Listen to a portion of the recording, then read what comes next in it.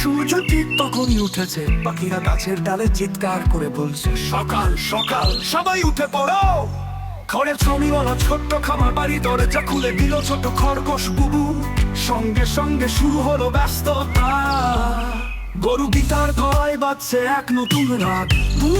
আজ আমি আর দুধ দেবো না, আগে আমাকে গান শেখাও। হাঁস বকুল খিলখিলিয়ে হেসে বলে, গান শিখবে আগে নদীতে সাঁতার শেখো।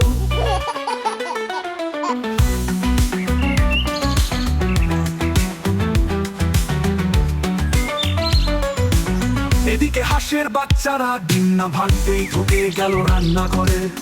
তারা ভেবেছিল ডিম ফেটে বেরোলে পিঠা তৈরি হয়ে যাবে। ঘরের ছাউনিওয়ালা ছোট্ট খাবার বাড়ির ঘরের দরজা।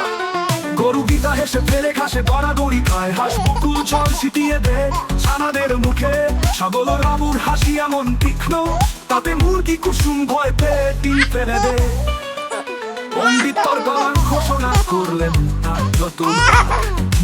আজ আমি আর দুধুর রাত, আজ আমি আর দুধ দেব না, আগে আমাকে গান শেখাও। হাঁস বকুল খিলখিলিয়ে হেসে বলে, হাঁস বকুল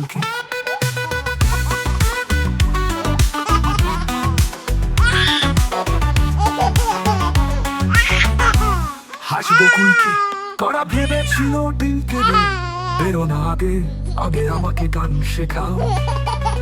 হাঁস বকুল খিলখিলিয়ে হেসে বলে, গান শিখবে আগে নদীতে সাঁতার শেখো। এদিকে হাঁসের বাচ্চারা ডিম না ভাঙতেই ঢুকে গেল রান্নাঘরে। তারা ভেবেছিল ডিম ফেটে বেরোলে পিঠা তৈরি হয়ে যাবে। সন্ধ্যায় খামারের কাছে বসে পাশে বুড়ো পেঁচা পণ্ডিত চরণ। সব পশু পাখি বড় হয়ে বসে, শুরু হয় পেঁচার পাঠশালা। পাঠশালা প্রথম পাঠকে কতভাবে হাসতে পারে, কতভাবে হাসতে পারে। গরু গিতা হেসে ফেলে ঘাসে গড়াগড়ি খায়, হাঁস বকুল জল ছিটিয়ে খেয়ে বসে, শুরু হয় পেঁচার পাঠশালা।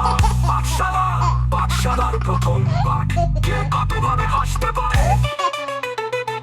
গরু গিতা হেসে ফেলে ঘাসে গড়াগড়ি খায়, হাঁস বকুল জল ছিটিয়ে দেয় ছানাদের মুখে। ছাগল হাসি এমন তীক্ষ্ণ, তাতে মুরগি কুসুম ভয় পেয়ে ডিম ফেলে দেয়।